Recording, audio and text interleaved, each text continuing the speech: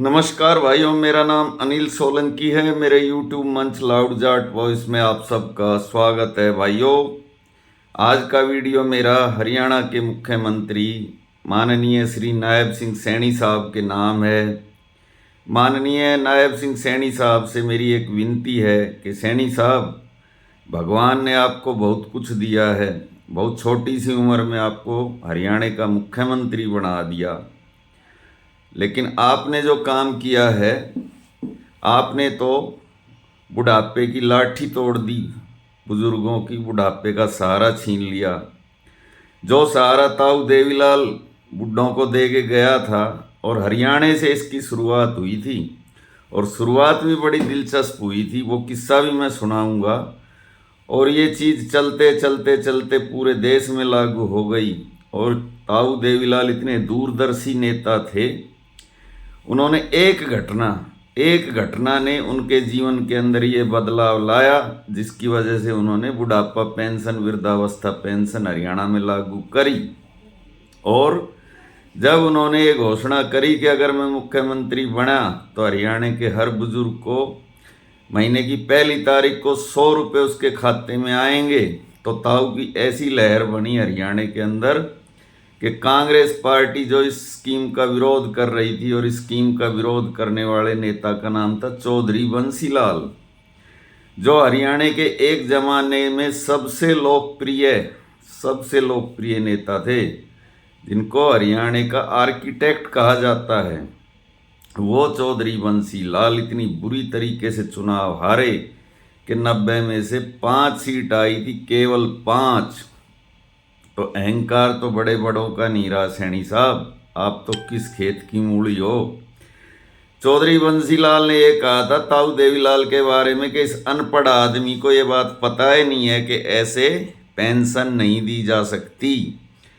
Pension लेने के लिए नौकरी करनी पड़ती है, सरकार की नौकरी, जब जाके पेंशन बनती है। कोई ऐसा कानून ही नहीं है, संविधान के अंदर ऐसी कोई धारा ही नहीं है जिसमें किसी आदमी को ऐसे पेंशन दी जा सके। लेकिन ताऊ देवीलाल ने उस असंभव काम को संभव करके दिखाया। और उसका कारण क्या था? उसका कारण ये था कि ताऊ देवीलाल अपने एक बचपन के दोस्त के घर चले गए जब वो मुख्यमंत्री बने। मुख्यमंत्री नहीं थे उस टाइम, उससे पहले वो 1977 में मुख्यमंत्री रहे थे, बीच में वो मुख्यमंत्री नहीं रहे थे। फिर तो वो जो उनका दोस्त था, उसने चाय के लिए बोला, बच्चे चाय लेकर नहीं आए। ताऊ देवीलाल समझ गए उसकी मजबूरी। फिर उसकी जो बेटी थी, वो उसको विदा कर रहा था, उसकी जेब में बेटी को देने के लिए 10 रुपये नहीं थे, 10 रुपये। तब ताऊ देवीलाल के दिमाग में, दिल में ये बात आई कि भाई, बुढ़ापे का क्या सहारा? अगर औलाद, बच्चे अगर बुजुर्ग की कदर ना करें, अगर बुजुर्ग का साथ ना दे, तो बुजुर्ग क्या करेगा? अपने मन को मार के जिएगा, क्योंकि जेब में पैसा नहीं होगा तो आदमी कुछ भी नहीं कर सकता, कुछ भी, यहाँ तक के रोटी खाने को भी तरस जाएगा। तब ताऊ देवीलाल ने ये 100 रुपये, यानी बूढ़ा बुढ़िया दोनों को महीने में 200 रुपये की पेंशन करी थी, जो आज बढ़ते बढ़ते बढ़ते 3200 तक पहुंच गई। लेकिन आपने तो 70-75 हजार बुढ़ों के नाम ही उड़ा दिए सैनी साहब। और उसके पीछे आपका लॉजिक भी बड़ा गजब का है। आप कहते हो कि जिसकी 3 लाख रुपए आमदनी है साल की, वो गरीब नहीं है। तो ये तो गरीबी की तो बात ही नहीं थी, इसमें तो अमीर और गरीब का कोई सवाल नहीं था। ये तो वृद्धावस्था सम्मान पेंशन थी। वो आदमी जिसको सरकारी पेंशन नहीं मिलती, वो सब के लिए थी, हर बुजुर्ग के लिए।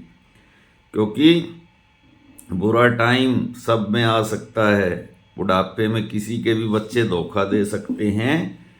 तो कम से कम अगर बूढ़ा बुढ़िया दोनों के पास 32 दूनी 6400 रुपये आते रहें, तो कम से कम अपनी पसंद की कोई चीज़ खा सकते हैं, बना सकते हैं। अपनी बेटी के लिए सिर पे हाथ रख के उसको 150 रुपये दे सकते हैं। मगर आपने तो वो बुढ़ापे की लाठी, वो सहारा भी छीन लिया सैनी साहब। इस देश में हजारों किस्म की पेंशनें दी जाती हैं, हजारों किस्म की। मैं ऐसे लोगों को जानता हूँ जिन्होंने सरकारी नौकरियाँ की हैं, और वो घर बैठे लाखों रुपए पेंशन लेते हैं, लाखों रुपए, और 40-40 साल तक लेते हैं, मरते दम तक लेते हैं। और उनके मरने के बाद उनकी पत्नी लेती है। और मैंने तो एक ऐसी भी स्कीम देखी, अगर पत्नी मर जाए तो बेटी को मिलती है, अगर बेटी विधवा है तो।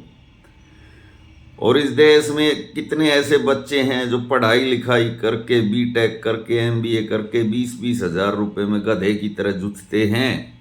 और ऐसे बहुत सारे लोगों को मैं जानता हूं जो घर बैठ के 1-1 लाख रुपए पेंशन लेते हैं। चलो उन्होंने तो कुछ किया है जब लेते हैं।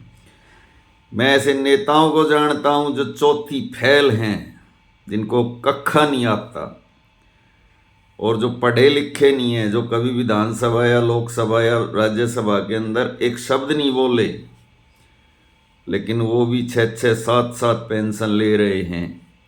इस देश में ये नियम है, जितनी बार एमएलए बनेगा उतनी पेंशन होगी, जितनी बार एमपी बनेगा उतनी पेंशन होगी, चाहे एक दिन के लिए एमएलए बन जाए। आज एमएलए बना, अगले दिन विधानसभा भंग होगी, लेकिन पेंशन होगी उसकी। उनके लिए ना कोई इनकम टैक्स की सीमा है ना कुछ है।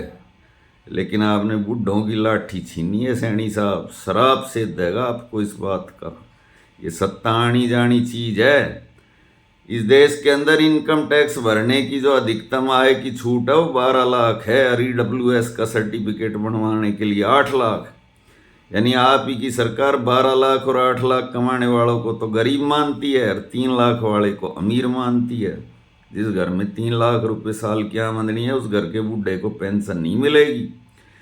लेकिन उन नेताओं को पेंशन मिलेगी जिनके आलीशान फार्म हाउस, रिजॉर्ट और पता नहीं होटल और मोटल और क्या क्या हैं, उनको 6-6, 7-7, 8-8 पेंशन मिलेंगी। वाह जी वाह, बहुत बढ़िया। इससे आपका जो जन विरोधी चेहरा है वो तो साफ साफ दिखाई दे ही रहा है कि आप किसी के सगे नहीं हैं। इसमें ना कोई जात की बात है ना कोई पात की बात है, क्योंकि हरियाणा के अंदर आजकल जात पात का सिस्टम ज़्यादा चलता है।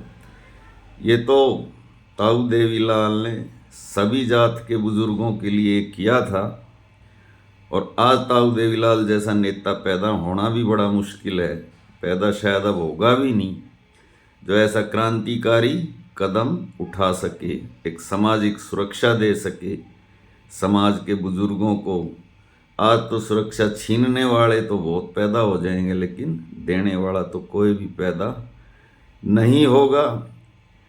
लेकिन जनता सब देख रही है। वो एक गाना है ना, ये पब्लिक है ये सब जानती है, पब्लिक सब देख रही है। काटो खूब खूब जो जुल्म सितम है उसकी खूब इंतहा कर दो, पेंशन काटो, आगे और भी जुल्म करो जनता पर। लेकिन एक टाइम आएगा कि तुम्हारा कोई हरियाणा में नाम लेवा नहीं बचेगा सैनी साहब। गरीब की हाय लगेगी तुम्हारे को, गरीब की हाय। बस भाइयों, इसी के साथ मैं आपका भाई अनिल सोलंकी आज का वीडियो यहीं पे ख़त्म करता हूँ। वीडियो कैसा लगा कमेंट करके बताना, अच्छा लगा तो अपने ग्रुप में शेयर करना, लाइक करना, कमेंट करना, चैनल को सब्सक्राइब करना, ज्वाइन करना। मिलते हैं अगले वीडियो में। आपका दिन शुभ हो। धन्यवाद भाइयों।